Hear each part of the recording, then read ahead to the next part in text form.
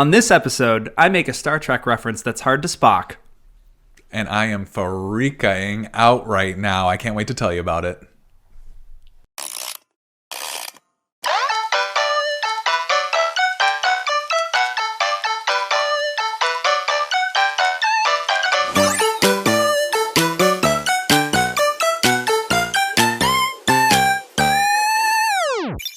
My name's Taylor. Hi, I'm Chris, and welcome to episode 8. That's 8. We did it. Wait, wow.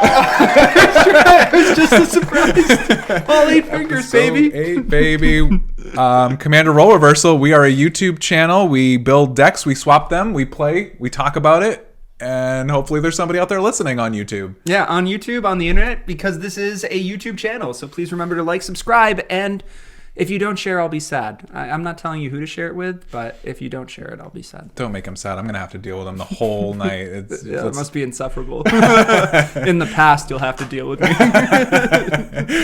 Well, we will be sure to include the Moxfield links to the deck list in the description below, but let's jump right into it. The commander who won gets to go first, and that commander was Taylor this time. I was the commander. We were playing human tribal. tribal. Human tribal, 2 generic, 1 white. No. No, Prosper Tome-Bound won this matchup. He was 2 generic, black-red, legendary creature, tiefling warlock with Death Touch, Mystic Arcanum, doesn't do anything, just flavor text. At the beginning of your end step, exile the top card of your library. Until the end of your next turn, you may play that card. Pact Moon also doesn't do anything, also flavor text. Whenever you play a card from exile, create a treasure token. 1/4. We played Prosper, baby. Yeah. Was that a Simic deck that you were playing? Okay, way to steal my joke from the end of the episode, Chris. It's fine. Forget about it. I did write in the show notes that it is kind of a meme at this point because there's been so much treasure support. There's been so much like exile matters for red and black specifically that it does feel like the new Simic, but I don't care because it's fun to play when you do ridiculous shenanigans. More specifically, ridiculous shenanigans that are set up by a card called Bergi, God of Storytelling, which is 2 generic and a red for a legendary creature god. Whenever you cast a spell, add red, 1 red. Until end of turn, you don't lose this mana as steps and phases end. Creatures you control can boast twice during each of your turns rather than once. Bergi is a 3/3. What's Boast? I know you're about to ask what Boast is. It doesn't matter because we didn't play this side of the card. Okay. We played the other side because it's a call time modal dual face card. Nice. The second side is Harnfell, Horn of Bounty, which is 4 generic and a red for a legendary artifact with the ability discard a card, exile the top 2 cards of your library. You may play those cards this turn. So we'll get into the shenanigans that happen specifically for the gameplay experience at a later date, but suffice to say that the date is later today. It's just going to be later. Yeah, stay tuned. Yeah, stay tuned. Just a few more minutes.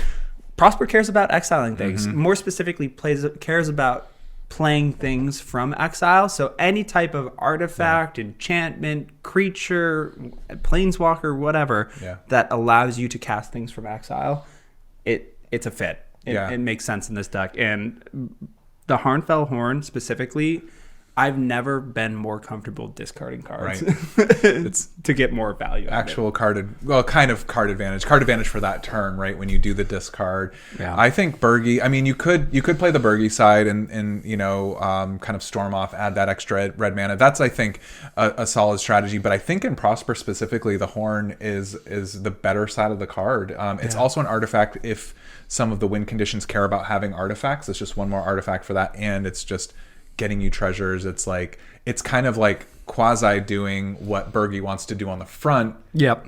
But doing it on the back and gaining you more card advantage too. That would be a fun build around exercise. Find a deck that cares specifically about the artifact side of the modal dual face Call Down Gods. Nice.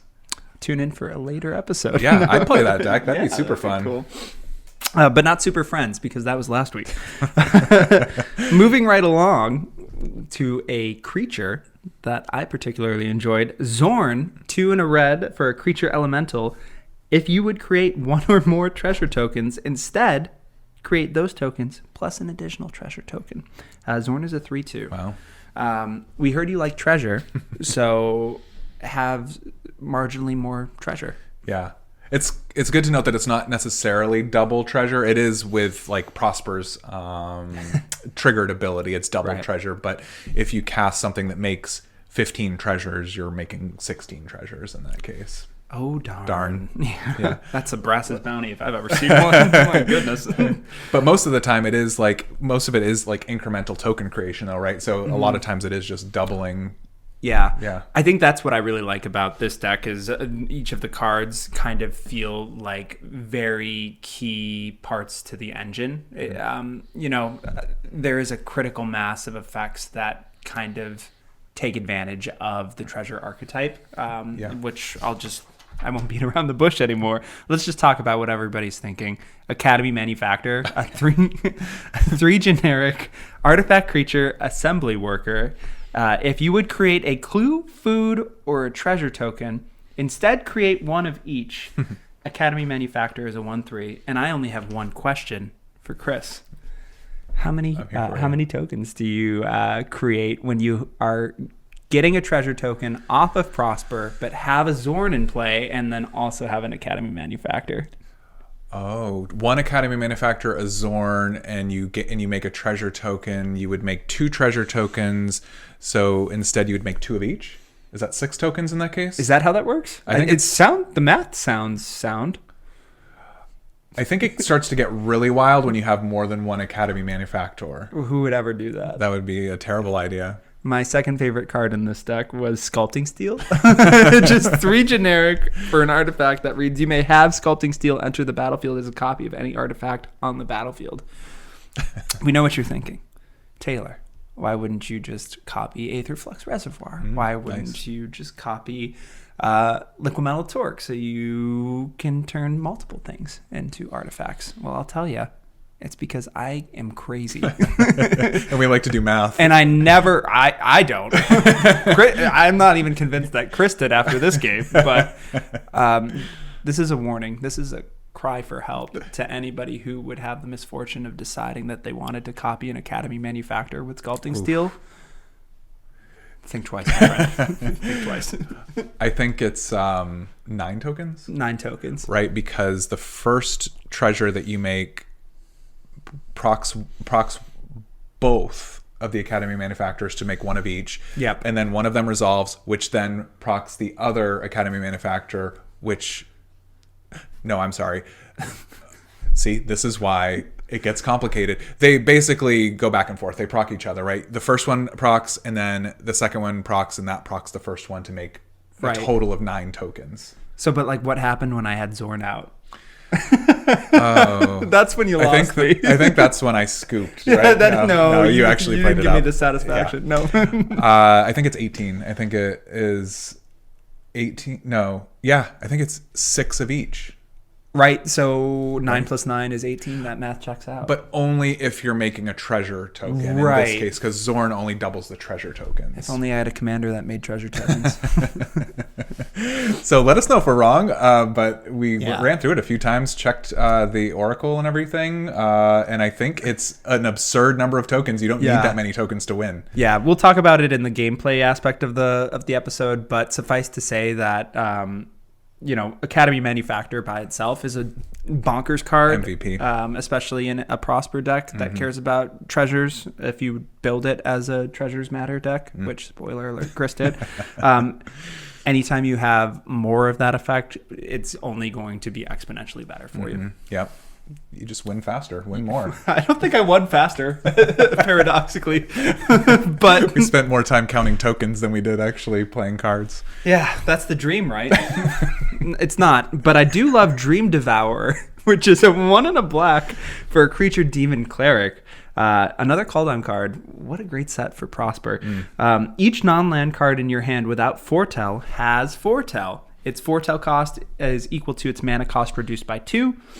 During your turn, you may pay 2 generic and exile it from your hand face down. Cast it on a later turn for its foretell cost. Whenever you foretell a card, Dream Devourer gets +2/+0 until end of turn. It is an 0/3. I love this for a couple of reasons. I love this because it is a card in your deck that helps the strategy, but also cares about, I think, the coolest mechanic to come out of last year, which was Foretell. I love that design space. I want to see Wizards of the Coast make more of it. It's a really cool effect. Yeah. Black got a lot of the really cool cards that had to deal with it. I think there was another... actually, no, I don't think... Draugr Necromancer doesn't care about Foretell. It just lets you steal other people's creatures, right? You exile them instead of going to graveyard. Okay. So maybe black's just a mean color. But they did get a cool Foretell effect in this card because Prosper cares about cards being played from exile. What's one way to do that if you don't have your artifacts that allow you to do that, like the Horn of Harnfell? You just play the cards that were in your hand from not in your hand. Yeah. And then make Dream Devourer bigger, which is not irrelevant. Yeah, it can swing in too. I've found that I've played Prosper and I've played Dream Devourer and that it's like the best turn 2 play that you can make with Prosper. Just being able to immediately start foretelling cards and then getting Prosper online and getting the payoff. It just really jump starts the game plan by a lot. Yeah, I've also played a game against Prosper where you were piloting it, and it always kind of makes me go take a second thought or a step back, because I'm like, wait, no, he definitely didn't foretell Doomscar. Right. What is he foretelling? It could be anything. Yeah, that's the thing. There are so few foretell cards that sometimes you can kind of guess what it might be. But yeah, it could be anything. Yeah, spoiler alert, it's Doomscar, Cosmic Intervention. I don't know what's your time. Anyway. We're going Mardu for this build. We're Mardu. Yeah, Mardu Prosper. But I digress. Chris, tell me about your deck and tell me about some of those cards. I'd love to. Yes. Pharika, God of Affliction. 1, a black and a green for a legendary enchantment creature god with indestructible. As long as your devotion to black and green is less than 7, Pharika isn't a creature. Pay black and a green. Exile target creature card from a graveyard. Its owner creates a 1/1 black and green snake enchantment creature token with death touch. Pharika is a 5/5 when a creature... But wait, I also had a companion on this list. That was cool. We went with Umori, the Collector, 2 Gruul Hybrid. No, sorry. 2 Golgari Hybrid, 2 black, green. Legendary creature ooze with companion. Each non-land card in your starting deck shares a card type. If this card is your chosen companion, you may put it into your hand from outside the game for 3 mana. Anytime you could cast a sorcery. That's the errata on companion. As Umori, the Collector, enters the battlefield, choose a card type. Spells of the chosen card type cost 1 less to cast. Umori is a 4/5. So with the companion, with the legendary god commander, this was a god tribal commander deck. The answer is still no. It was an Enchantress deck, a Golgari Enchantress deck with a companion. Really cool idea. Thanks, man.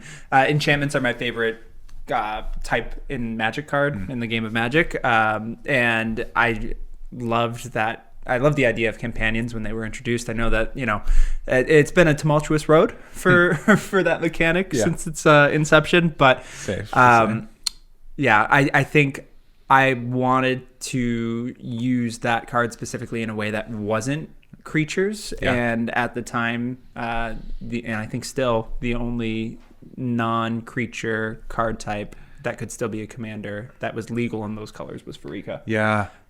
And that's how I met your mother. Not sponsored. Yeah, wow. Like I also like companion. I think it's a really interesting way to add sort of like a deck restriction too, right? Which kind of makes you have to be more creative. But that's the only way Umori can be a companion in Commander. I think so. That's cool. Well, unless you did like all creatures. Creatures, I guess. Yeah. Like 37 lands and 62 creatures, right? Yeah, okay. No, this is way more fun. Okay. So let's jump into some of the cards. One of my favorite cards in this deck was Destiny Spinner. Destiny Spinner is 1 and a green for an enchantment creature human. Creature and enchantment spells you control can't be countered. It also has an activated ability, 3 and a green. Target land you control becomes an XX elemental creature with trample and haste until the end of turn, where X is the number of enchantments you control. It's still a land card, 2/3.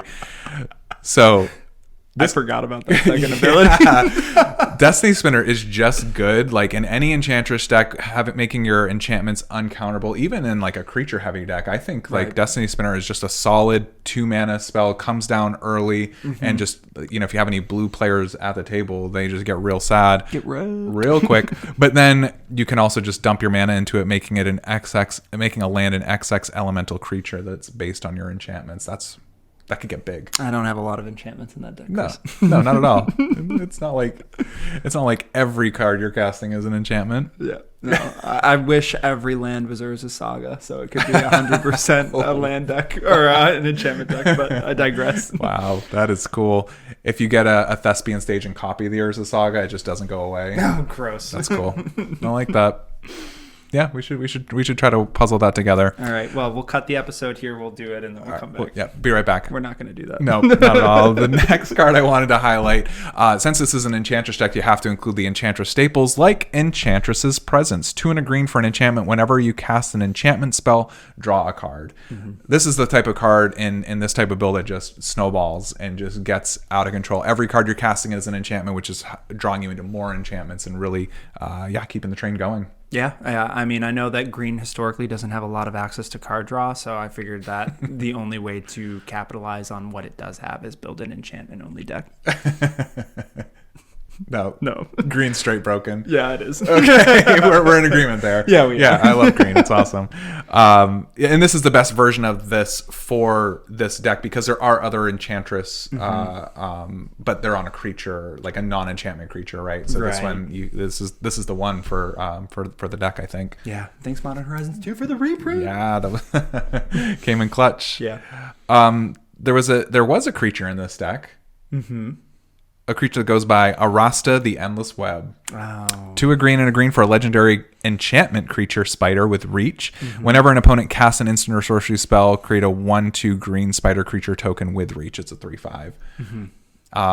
Suffice to say, your opponents are probably going to be casting instants or sorceries at some point. You get a lot of these 1/2 green spider creatures with reach. If for no other reason to blow up your stuff, and then you might as well get a Constellation Spider, which is a sentence I never thought I would say. That's fair. Your Arasta gets Swords to Plowshares, and it has a 1/2 spider left behind. That I mean, it replaces itself in that case. Don't be sad. Here's a spider. Gross. Yeah, I don't want that gift. You can take that back. Nope. Think about that next time. Another enchantment creature in the deck that I thought was particularly effective was Doomwake Giant for 4 and a black, an enchantment creature giant with a keyword Constellation, which is exactly the keyword you want in an enchantment deck. It says whenever Doomwake Giant or another enchantment enters the battlefield under your control, creatures your opponents control get -1/-1 until end of turn. It's a 4/6. Yes. Not only a 4/6 for 5, it's a relevant with Omari. Oh, it's only as long as you've got your companion online. Good. Check show notes. No, you're right. Yeah. This is a board wipe. It gets around indestructible. Yep. It's a one-sided board wipe. If you have enough low mana value enchantments and you have something like an Enchantress's Presence where you're just continually drawing into enchantments and you just keep playing them, it's a one-sided board wipe, and it does get around things like indestructible. Obviously hexproof and things like that because it's all of the creatures get -1/-1. Right. And I had alluded to it at the end of the last episode, but this is where getting clever with Pharika's activated ability can come in handy too. You get the Constellation effect off of the trigger. If you target a creature card in your own graveyard to exile, you get to create the enchantment snake token, which triggers Constellation. And that's a relatively cheap activated ability. It's just green-black. Yeah, 2 mana to do it, and wipe the board. You can wipe the board, and you could even just like hold it up until it's an instant speed activation, right? You could just hold that up until you need to do it, right? Oh my gosh, that also helps Destiny Spinner get bigger because those are also enchanted. Oh my gosh. Wow. Stop. Very cool. Love it. That's synergy. Let's go. Oh, that's awesome. I did want to also call out some of my favorite cards from Commander Legends. I think the Court cycle. Yep. So good. And you included both of them in here, so I really appreciate that. Just because I know you love them. And I love card draw. Yeah. And Monarch Yeah, who doesn't love Monarch? There were 2 in the deck, black and green. Court of Ambition, 2 a black and a black for an enchantment. When Court of Ambition enters the battlefield, you become the Monarch. At the beginning of your upkeep, each opponent loses 3 life unless they discard a card. If you're the Monarch on your upkeep, instead, each opponent loses 6 life unless they discard 2 cards. Oof. Court of Bounty, 2 a green and a green for an enchantment. When Court of Bounty enters the battlefield, you become Monarch. At the beginning of your upkeep, you may put a land card from your hand into the battlefield. If you're the Monarch, instead you may put a creature or a land card from your hand onto the battlefield. So just cheat the mana on some of those bigger creatures. Yeah. I mean, this was another example of just like powerful enchantments that also had the card draw for Monarch. I mean, it's a fun mechanic to add into any of the Commander games. It really is. I don't think I've ever seen anybody disappointed, even when I played like some of the more annoying courts, because they have the chance for the card draw. Yeah. It adds another sort of mini game to the game. You've got to like swing your 1/1. People start making deals so that they can get the Monarch and trade it back and forth. And and then if you end up with the Monarch at the beginning of your turn, if you're able to hold on to it, you get this huge payoff with the courts, right? It's like double the effect in most of the cases, which is really cool. Double Monarch. It's getting greedy. So those are the cards I wanted to highlight, Taylor. I'll throw it over to you for questionable cards. Were there some that were in the deck that maybe drew that question mark over your head while you were looking at them? More like a question mark exclamation point. What do they call that? Interrobang. Is that what they actually call it? Yep. I didn't know that there was an expression to describe that. Yeah. Hashtag Interrobang. Try to figure that out on your phone. Look at you schooling me. In life and magic. If you want to know about punctuation, I'm your guy. Yeah, at your handle. Yeah, you can at me. Hashtag Interrobang. What? No, okay. Moving along. Questionable cards, you say, Chris. Well, there were 2. Okay, great. Yeah, Perfect. there was one? No. Goblin Engineer. Interesting card. It's 1 in a red for a creature, Goblin Artificer. When Goblin Engineer enters the battlefield, you may search your library for an artifact card, put it into your graveyard, and then shuffle. It has pay red and tap, and then sacrifice an artifact to return target artifact card with mana value 3 or less from your graveyard to the battlefield. I think this is just generically a really strong card. Any kind of like tutor effect or recursion effect is going to be valuable, especially in a deck that's just popping tokens out. I don't know what pops tokens out, but specifically artifact tokens. Yeah. Like an Academy Manufactor. But more specifically, I was wondering why this was on here, just because it says specifically return artifact card with mana value 3 or less from your graveyard. And Karn Silver Golem is a 5 generic legendary artifact creature golem that reads, whenever Karn Silver Golem blocks or becomes blocked, it gets -4/+4 until end of turn. 1 generic target non-artifact creature becomes an artifact creature with power and toughness, each equal to its mana value until end of turn. Karn Silver Golem is a 4/4. It's a 5 mana, so you aren't going to be able to bring it back with the ability. So I'm just trying to figure out why you got it. You actually got me with that. I'm not even disappointed. That was just a solid got him. Yep, can't reanimate Karn with that one. No. All right.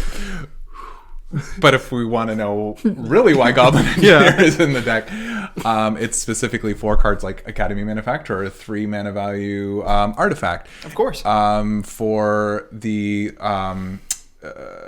other card that you mentioned that copied Sculpting Steel. Sculpting Steel is another great. That's like the great target because it targets any artifact on the battlefield, not just your own. Yeah, good point. And then, but I think really the biggest reason was actually for Sensei's Divining Top, because that's one of the combo pieces in the deck. This particular deck. You built a combo deck, Chris? I mean, go figure. The combo player builds a combo deck.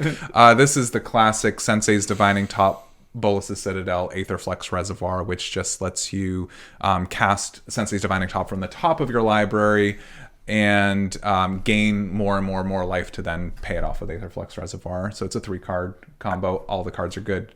I like how you casually dropped that as like the classic combo. Like it's not the most degenerate thing that's been invented in Magic since it's not. I'm just like giving him a hard time. Don't tell him. I'm right here. He's not. But you're right. You can just sacrifice a treasure token and then get back your 3 mana back. Or a food token. Who uses those? Yeah, that's what they're there for. They're there for combat engineer. He's hungry. Feed that guy. Yeah. Maybe you were onto something with the Union. Was that on camera? No, definitely wasn't. Whoops. That was a pre-show talk. Yeah, pre-show talk.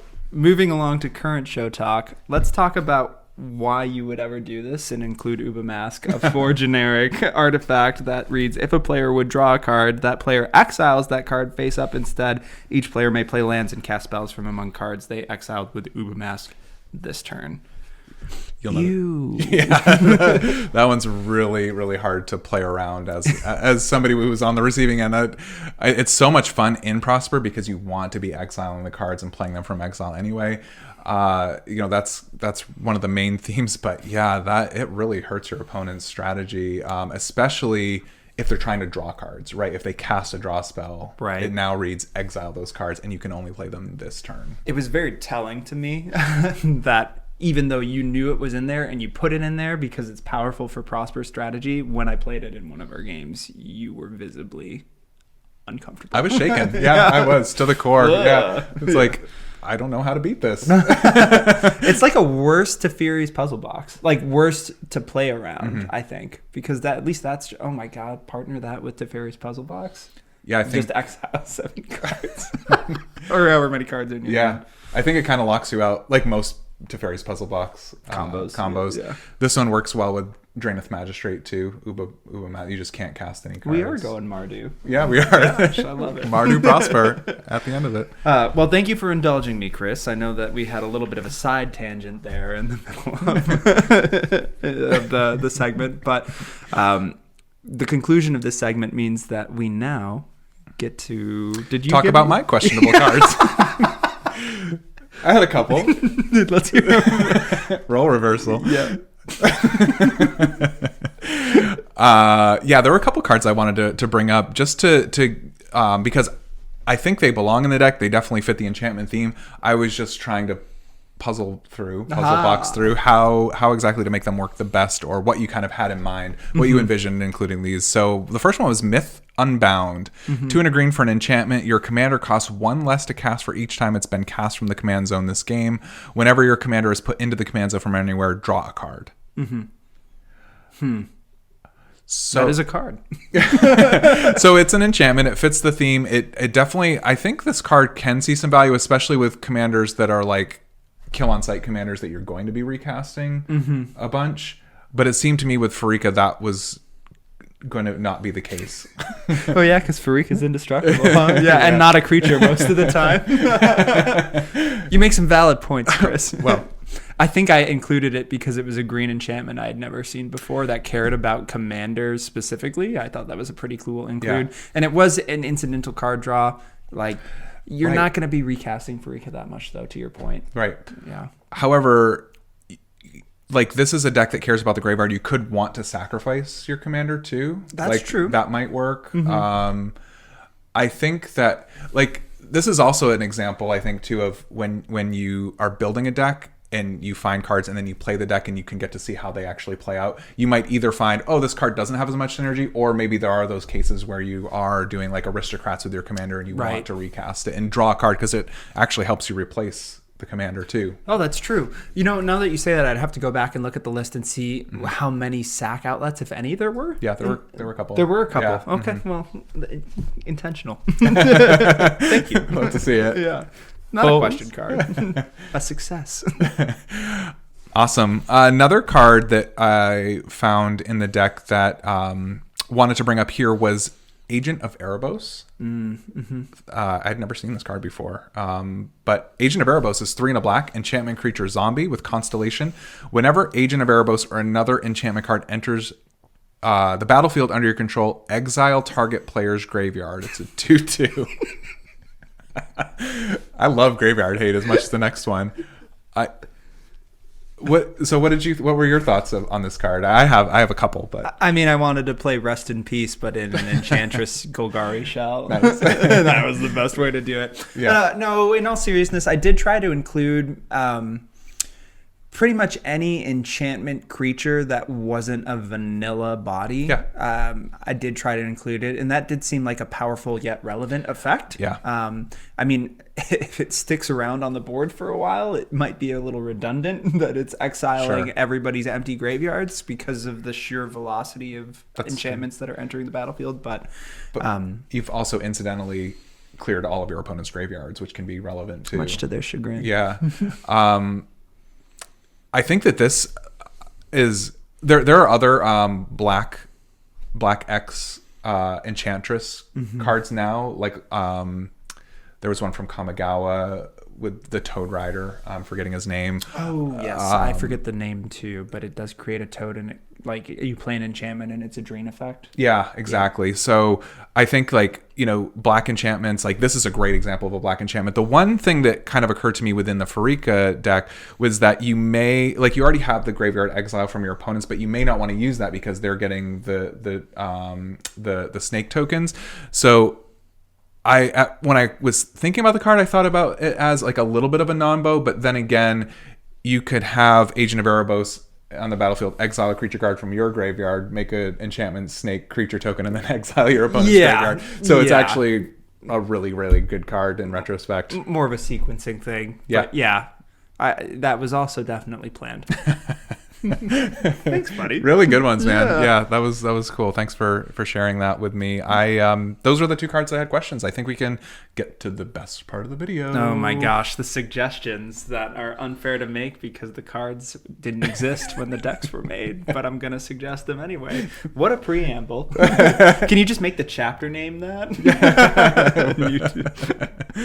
We do chapters now. We do chapters. We do check them chapters. out. They're in the description. Yeah, they are. We don't do sagas though, because I don't know. That was a terrible segue. I'm just gonna tell you some cards that I want to see you play in your deck. Nice. Let's hear them. Let's do it. I think to start, I liked Uba Mask so much that I wanted another Uba Mask effect. Nice. So I recommended Urabrask Heretic Praetor, the new Phyrexian Praetor that was just released in New Capenna. It's 3 and a red for 5 mana value total. Legendary creature with haste. At the beginning of your upkeep, exile the top card of your library. You may play it this turn. At the beginning of each opponent's upkeep, the next time they would draw a card this turn, instead they exile the top card of their library. They may play it this turn. Urabrask is a 4/4. So I think this would just be a fun build around as a mono red kind of Uba Mask commander, but I think it's a little bit more of it's like Uba Mask Light. Yeah. It's like a fair Uba Mask, Yeah, right. I mean, you gain value out of it because you get the exile, which then triggers Prosper, but also you still get your regular card draw for your turn. That's huge in Prosper, for sure. Yeah, and then your opponents just get inconvenience. Yeah. It really puts opponents in a tight spot when they're not expecting to have to cast cards on an impulse like you do in a Prosper deck or in a lot of red decks. Right. I think that Urabrask is maybe not the strongest new Praetor we've seen, but I think he's got his homes, and Prosper could definitely be one. I could definitely see that card. Yeah, I mean, just if you want to double down on the most miserable effect to play against.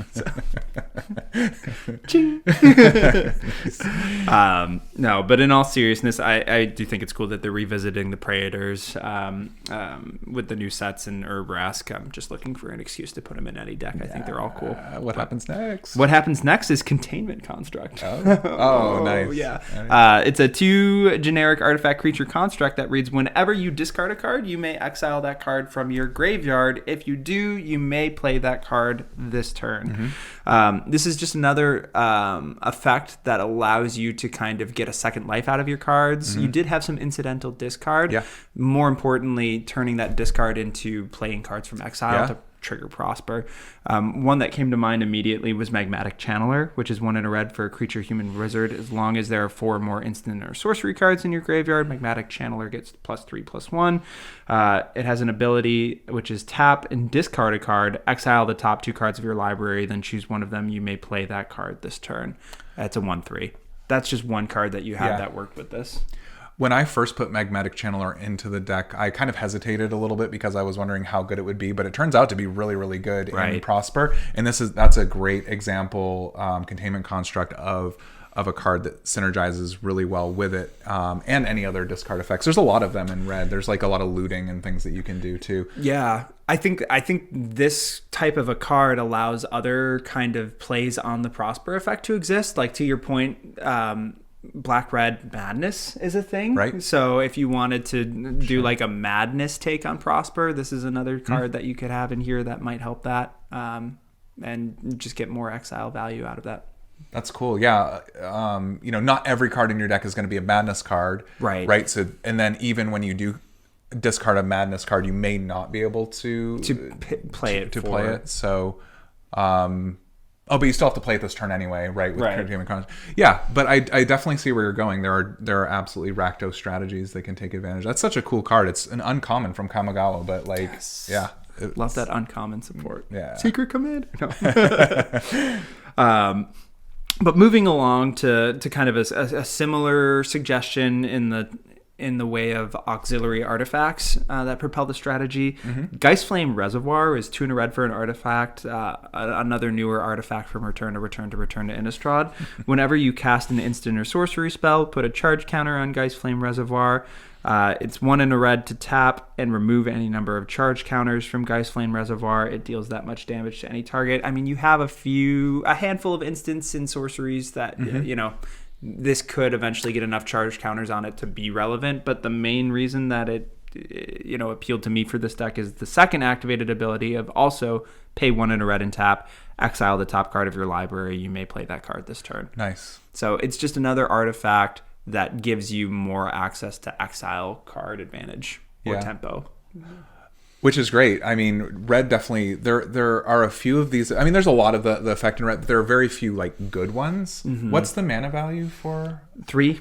So 3 mana value is 2 in a red. So it comes down like pretty early, and then you can sink the 2 mana into it to start exiling cards from the top of your library. Right. I think it's a pretty good one. Yeah, I think sequencing wise, it might make sense because I mean, Prosper's a 4-drop. Right. Worst case, if you're not playing any fast mana, you drop this on 3. You then played Prosper, and then you've got the pieces there to immediately start getting the exile.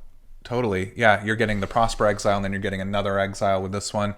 I think it's good. I mean, it's 5 mana for one card, but then I think because it comes down early, it builds the value over the game, over the course of the game. And I think it also gets a pass, or it's a little easier to evaluate it favorably in a Prosper deck, because even though it is 5 mana for one extra card, I mean, you're creating a treasure token or multiple treasure tokens every time. So it's actually you're going to get your return on investment quicker than you would anticipate. Yeah. Imagine exiling it with Prosper, casting it your next turn, creating a treasure token. So now it's only a 2 mana spell. Yeah. No. And then every spell you cast, you're getting a treasure token. So it's actually only 1 mana to activate. Ridiculous. Yeah. So that's where the Simic value really builds up. The Simic Rakdos value. We did it. And it wouldn't be the conclusion of my part of this segment without a completely bonkers, ridiculous recommendation that is also a newer card. Reign of Riches, 3 red for an enchantment that reads, when Reign of Riches enters the battlefield, create 2 treasure tokens. Innocent enough. The first spell you cast each turn that mana from a treasure was spent to cast has Cascade. Oh. Cascade, when you cast the spell, exile cards from the top of your library until you exile a non-land card that costs less. You may cast it without paying its mana cost. Put the exiled cards on the bottom of your library in a random order. That is a sweet card. Yeah, that is really, really... that's exactly where you want to be with Prosper. I mean, Cascade, you could go Cascade Tribal with Prosper. That would be like another way to build it. Another build, for sure. Yeah. I mean, I'd love that it immediately gives you the treasure tokens. So with my 2 Academy manufactors out, it's already paid for itself. And then some. Yeah. And then just also getting that additional cascade trigger anytime you spend treasure, which you will always have if Prosper is doing the thing. You really do. It just means that you get a guaranteed cascade every turn. Like, that's pretty cool. Just put one of your treasures into whatever spell you're casting. That's all you need to do. Yeah, whenever you cast a spell this turn, or each turn. So you could even hold treasures up for instant speed interaction and get a cascade trigger on another player's turn. Wow. Love it. Really Chaos cool. Warp.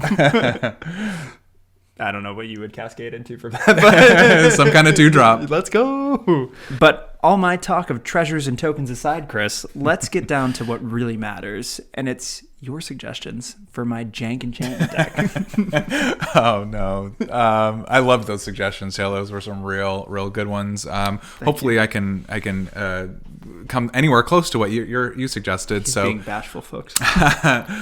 Well, we talked about aristocrats. We talked about getting our commander dead for that value. Just getting any of the creatures dead, so that we can exile from the graveyard, make the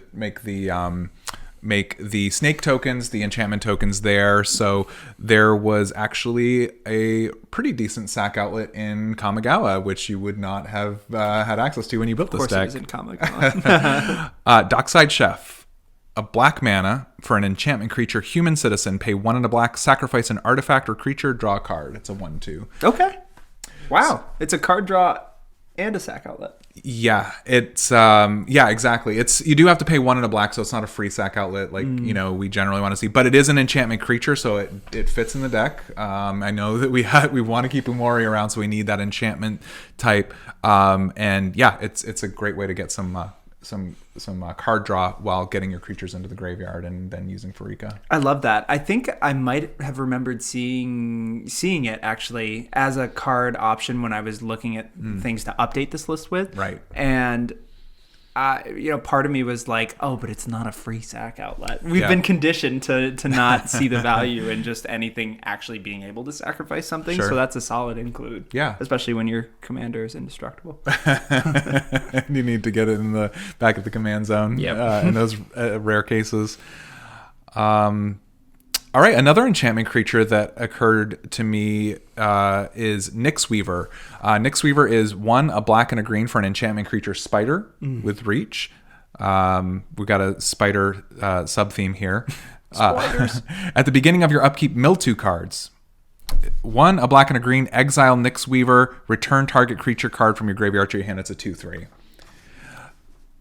It's pretty slow, at the beginning of your upkeep mill 2 cards, so you have to wait a whole round around the table. But I figured it's another way to use an enchantment to get cards in your graveyard to use Pharika's ability. Yeah, that's a good point. I think as much as I considered some of the interactions with her ability, I might have undervalued in the brewing process, like cards that just made things go into your graveyard. Yeah. So that's like mill on a body that's also an enchantment. Yeah. Cool. Yeah, I'll take it. Synergy. Yeah, and then you can also synergy. I don't know why I'm surprised, Chris. You do have very synergistic ideas. Well, I do. Okay. I wanted to suggest this card because I think this is a really underplayed card type, just in general in Commander, and I think it fits particularly well here. I wanted to suggest Wild Growth. It's a green mana for an enchantment aura, enchant land. Whenever enchanted land is tapped for mana, its controller adds an additional green. Oh, nice. Ramp. It's ramp on an enchantment on land, so it's kind of hard to remove too. Wow, but who would remove lands? Well, we've got a couple of Stacks players that do mass land destruction things, but I think if you're losing a Wild Growth out of that deal, that's probably the least of your concerns. No, just quit Magic. One downside about Wild Growth, kind of a downside, is that it costs a green mana and it adds a green mana, which means that if you play a forest and you enchant that forest, you now have 2 green mana, so it's not very good for fixing. Right. There are other enchantments that create a mana of any color. It's like Utopia Sprawl. Exactly. Yeah. So you could use any of these effects, but I just think that it's a really good way to ramp, and you're using enchantments. And then if you get it late game, it's still going to trigger your constellations or things. So it's still like a 1 mana value enchantment that you're going to get some type of value out of too. Right. Yeah. I like it. Nice. Dude. All right. You did it. Awesome. One more, if I may. We're going from ramp to removal, baby. We're talking about Kenrith's Transformation. My second favorite R. Removal. Kenrith's Transformation is 1 and a green for an enchantment or an enchant creature, not your own.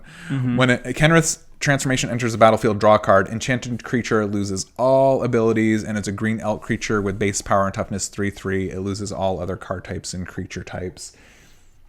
I like these effects more that they started adding like draw a card into it. Like the cantrip is really nice. That's really what makes Kenrith's Transformation. Like it, there's other ones like the, Imprison in the Moon, Dark Steel Mutation. Lingify, right? Lingify is the green one. Thank you. I couldn't think of that. Which are maybe more powerful in that they make the creature a land or make it indestructible. But yeah, this one just replaces itself. I think Kenrith's Transformation is a bomb card. Totally passable for sure. Yeah. Like, or a bomb card in an Enchantress deck that needs a removal. Yeah. So that doesn't only rely on a Doomwake Giant for that removal. And again, not to be the mean player, but it just shuts off your opponent's commander too. It doesn't kill it, go back to the command zone. It just sticks it on the board. Turns it into an elk. Got elked. Wow, get elked. That's rough, buddy. That's so sad. Wow. Oof. Well, that was fun. Why don't we talk a little bit about the gameplay and our experience with running these decks? Can we call the amalgamation of triggers and plays that I had a gameplay experience? I mean, you were playing the game. I don't know. That's generous. So this is the part where I would have said that. I expected the deck to do Simic things, but it's fine. Yeah, no, I know Prosper gets a lot of ribbing for being just a popular commander. I know it's popular to make fun of things that people enjoy, but I think there is a lot to be said for how accessible he has made an archetype that I personally did not find accessible in Magic. And that's Impulse or Exile Matters. Like, I think part of my learning curve and journey as a Magic player was getting to see the value in impulsive plays, right? Sure. And I think Prosper, Tome-Bound is a good primer on how to do that, because it's not just impulse. You're getting a tangible benefit out of it. So it's encouraging you to get more comfortable with playing fast and loose, which is a different play style than what I'm used to. Yeah. So it was a really fun experience. Yeah. Much less reactive than a lot of other types of play styles, right? Like it really, but like, I guess the payoff is, with Prosper, the payoff is you get card advantage and mana advantage by playing this play style. So so he does get the training wheels for it. But it can also be really fun. I think too, we've seen a lot more cards with better impulse draw recently too. Things like Commune with Lava. That's an older card, but there are cards like that exile cards, and you have until the end of your next turn to play them. Right. So, is You Found a Prisoner like that, or is that not? You find prisoners is I think it's immediate. It is immediate. I do know that what you're referring to, there are some cards that I noted you included in your deck list that were specifically that type of effect, but until next turn. Right. Jessica's Will. Right. Jessica's Will's this turn as well. It's not one, but it's a great way to exile cards. Yeah, Jessica's Will. Oh my gosh, that card. Yeah, and so I think the fact that we have Prosper and then we have better exile effects combined. It's I hope to see more cards like Prosper in the future that really act as a good payoff. Yeah, and I have to give a lot of credit to the designers of this card too, because they, like you said, it is mana, so it's ramp and it's also card draw in a sense, but it's done in a way that is very faithful to the color identity. Yeah. Which is cool. It's not just like, this green card draws me a card. Yeah, because I played a creature or something. Yeah. It's like everybody's playing creatures. Everybody's playing lands, right? Yeah. This is a more unique playstyle. I think that the other downside, if you want to even call it a downside, is that your opponents have access to the information too. Like they see what cards you exile, so that helps with the balancing. Like your opponents can kind of play around it a little bit, so it's not like an unfair advantage. It's just like it's finally like at a point where it's a usable archetype. For every time that I did feel like I had information advantage from like playing against you, playing Prosper, and seeing like, oh shoot, you exiled your Bolas' Citadel, like that's coming next turn. What are you gonna do about it? There have been other times where I did feel emboldened by that information too. So like the first time you play Prosper in a game, your first exile trigger is a Bolas Citadel that you'll have no way to cast. Like I think that's fair. So to the point that you made, like it is balanced in a way, but I do think that it also can be used to kind of like play mind games with your opponents, but also can not.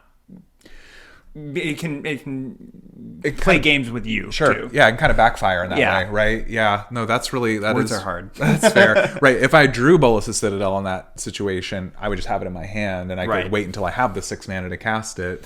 So that does help balance the strategy out a bit too. Yeah. But all that to say, Prosper's really fun. If you haven't played it, you should try it. Yeah. I mean, he's powerful, and especially if you build it in a way that kind of maximizes on treasure tokens. That's one way to go about it. But also to go back to what we said in the game, or in the episode earlier, like there are multiple paths that you could play in these colors that do care about exile, which I think is cool. Yeah. Love that. Yeah. What I didn't love though was during the game when I did have an Academy Manufactor and a Zoran Online and a Sculpting Steel that copied the Academy Manufactor. That wasn't a joke. That was a thing that happened. And I think it's a testament to your deck building alone synergy that I was able to still somehow stumble into a win. It wasn't pretty. It was essentially, I also had the Harnfell horn out. Right. So what I was able to do during that game is I would discard a card, exile 2, play just any spell that was exiled, and immediately be mana positive because 2 Academy Manufactors with a Zorn would allow me to create so many treasure tokens that it doesn't matter. Every card in your deck is Dockside Extortionist. Pretty. We did it. We broke Dockside, which was one card that I exiled. I think I got it pretty earlier in that game too. So it was, which is great because it cared about enchantments. I actually forgot about that with Dockside until you played it, and I was like, oh my god, I have a ton of enchantments. Ding. Everything is an enchantment. Yeah. It was crazy. I mean, so you can get some rules, questions like how many of each token were being generated, but that's not, you don't have to, and I don't recommend that you play that way. You didn't have to copy the Academy Manufacturer. Just do yourself a favor and copy the Aetherflux instead. Can win twice as fast that way. Yeah, twice as fast, or gain, that much life. It was funny though, because the food tokens did end up being relevant in our game. That's what put you over the top of the life total, right? That is what I was finally able to do to bring you. Was you down, or was it another player in our pod? It might have been Jay Clay. Yeah. I think you got us both right at the end of it. That's true. Yeah. I think, right. It was down to a 1-to-1 at 1-on-1 at that point, wasn't it? Didn't he have 120 life at one point? So I Aetherfluxed him and then had to do it again. Yeah. He played that card. It's a green card, 5 mana. Every time an artifact enters the graveyard, gain 5 life. Good anti-prosper tech. Yeah. Unless you have 2 Academy Manufacturers. Bit of a meta call, but you definitely needed to remove that to win, to beat him out. So. Oh, and I did. Yeah. Yeah, it was a good time. What about you? What were some of your thoughts about the experience with Pharika? Shakira. These hips don't lie. These enchantments don't lie. Pharika was really, really cool. I mean, I said it at the beginning. I loved the restriction that you put on this deck. Mm-hmm. Like, what a cool, that's one of the fun things about Commander. Like, you can build decks that are this one had synergy, but you can build things that are all combos just meant to win. Like, or you can take the deck building approach to say, no, these are the limitations I'm putting on the deck. It could be anything. It could be budget. It could be card rarity, or it could be let's build Golgari Enchantress with Umami, Umari companion. I thought it was pretty savory. Yeah. Oh, okay.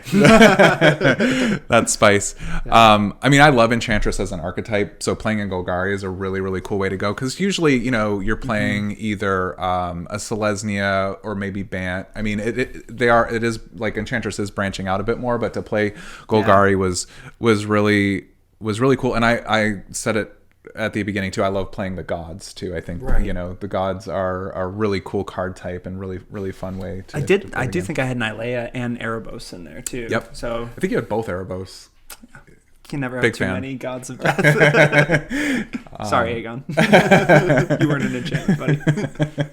Yeah, it didn't quite make the cut. Yeah. I wonder what would Pharika be. So Pharika is one that has not been like reimagined. No, she in didn't. Theros or anything. What would the new Pharika be? Oh my gosh. Ooh, maybe like a -1/- counter with Proliferate. Ew, gross. Right? I'm thinking like snakes generally have like death touch, right? So now I'm thinking -1 counters because infect or whatever. Yep. So maybe like that would be a direction to go. Yeah. Oh my gosh. Or you just rip the ability from Ophiomancer. Oh, nice. Functional reprint. Only it's an enchantment snake. Yeah. That's cool. Yeah. It would be cool. It would be nice to return to Theros at one point. I'm here. I would hope that the gods that didn't get reimagined in this most recent go around would be revisited. So we'll see how all this ages. Right. Tell us in 15 sets from now. 15 sets from now. I mean, that's only 3 years. Oh, we're funny. Good stuff, Chris. Yeah, it was a blast to play. Thanks, man. Yeah, thanks for building that deck. That was super. I did not see that coming. Yeah, thanks for playing. No one does. So we've got some commanders to reveal. Some exciting ones too. Yes, we're peeling back the curtain a little bit in the sense that you may understand our recording schedule now, but there was a new commander from Commander Legends Baldur's Gate that was spoiled today, actually. It was spoiled today. So that actually makes one of 2 commanders that have been officially spoiled for the upcoming Baldur's Gate set. And we are talking official preview cards here. And so we thought, what an opportunity to jump in. Let's just play them ahead of time and play them. Yeah. I mean, I'll do it. Yeah. I mean, do you want to go first? Let's jump in. Yeah. The commander that I'll be building for you, Taylor, is one that was spoiled just today. Zevlor, Elturel Exile. That's his name. It's 1 in a Grixis, so 1 blue, black, red for a legendary creature, Tiefling Warrior. Hey, Tiefling. Wow. All right. Relevant. We don't plan this unless we do. This one's got haste. It also has an activated ability, pay 2 and tap. When you next cast an instant or sorcery spell that targets only a single opponent or a single permanent an opponent controls this turn, for each other opponent, choose that player or a permanent they control, copy that spell, and the copy targets the chosen player or permanent. It's this Setsunata. It is. Oh my gosh. Yep. It's another way to make spells that are designed in a certain way kind of affect the table differently. Oh my gosh, it is actually like the anti-Hinata because it's Grixis versus Jeskai. And they both. Yeah. I don't know. Yeah, they're kind of like spooky opposites in that way. Yeah. I was trying to think of the word. So I was better than spooky. Diametrically opposed. There we go. So I was looking for cards that targeted a single player, and there are a ton of them. Spoilers in Grixis, there's like 500 of them, at least based on my Scryfall. And that's maybe you're only better the ones that discard. The card that I found that is probably a bad Magic card, and bad Magic card in like most commander decks is Blightning. 1, a black and a red for a sorcery. Blightning deals 3 damage to target player. That player discards 2 cards. Oh my gosh. You are there. It is discard. Unbelievable. So now we're playing 1, a black and a red. We're paying 2 and tapping Zevlor. So we're paying 5 mana total, but we're dealing 9 damage, and it's a 6 for 1. Why do you always build me decks to play that make me feel like a bad person for playing them? Yeah, and I'm here on the receiving end, the one that's like discarding all of my cards. Yeah. I don't know. What did I get myself into here? Yeah. Oh. Clearly, our friend Carter, the rabbit and mascot for the channel, officially as of right now, is not a fan because he's over here booping my foot. Hashtag Carter needs some attention. Carter, more like discarder. I'm so sorry, bud. We'll get him on camera at some point. Today's not that day. Not that day, no. He's got to get all the way up here on the table. He can He's hop. got hops, though. Yeah. Not as high as a regal caracal, though. What is that, like 300 feet in the air? It's like 2 stories. Easily. All right, Taylor. Well, what commander will you be building for next week's episode? Well, for next week's episode, there was exactly one other option. So, spoiler, I will be building Minsk and Boo, Timeless Heroes. 2 generic red-green legendary planeswalker, Minsk. When Minsk and Boo, Timeless Heroes enters the battlefield, and at the beginning of your upkeep, you may create Boo. Maybe that's where the spooky came from. A legendary 1/1 red hamster creature token with trample and haste. Put 3 +1 the +1 ability, is put 3 +1/+1 counters on up to 1 target creature with trample or haste. The -2, sacrifice a creature. When you do Minsk and Boo, Timeless Hero deals X damage to any target where X is that creature's power. If the sacrificed creature was a hamster, draw X cards. It's messed up, man. That's pretty brutal. And Minsk and Boo, Timeless Heroes can be your commander. So yeah, it's and this is an example of a planeswalker that doesn't necessarily have an ultimate. He just likes throwing his hamster around. And then creating another one next turn. It's very flavorful. It's kind of... Well, he's not eating the hamster. He's throwing it, Chris. It's like... Oh, yeah. I mean, that would just be morbid. Yeah, it's just messed up, man. Loyalty 3. But yeah, I mean, I'm excited for this. I think it's kind of poetic that for as much as I love Fling, you'll get to play the Fling Commander deck. Yeah, you get to build it. Do you like Fling? I love Fling. Oh, I've heard that. It's not just a Fling. I can't wait. I digress. But what would a commander be? And I think it's just cool that this is a Planeswalker commander too. Cool. Great that they're bringing that back. Yeah. What would a commander be without a card to go along with it? The showcase card being Kodama of the West Tree, 2 and a green, legendary creature spirit with reach. Modified creatures you control have trample. Equipment auras you control and counters are modifications. Whenever a modified creature you control deals combat damage to a player, search your library for a basic land card, put it onto the battlefield tapped, then shuffle. It's a 3/3. Is it combat damage? Oh, combat damage, yeah. Mm-hmm. Yep. Okay. So you won't be getting it off of the sacrifice triggers from the Minsk -2 ability, but you do get a guaranteed hasty trampler every turn. Yeah. Which is huge synergy. I love that because I think the other thing is Minsk can only target creatures with trample or haste, right? Yeah. So being able to modify, like having a modified creature, having Kodama of the West Tree, and then you're able to use that +1. Maybe not on Boo, right. this turn. Maybe there's a better... Whoa, sorry. Okay. A little foreshadowing there. Unbelievable. That was a most delayed jump scare in the history of YouTube. Whoa! Okay, you did it! I wasn't going to do it. He did it. Villain. We did it.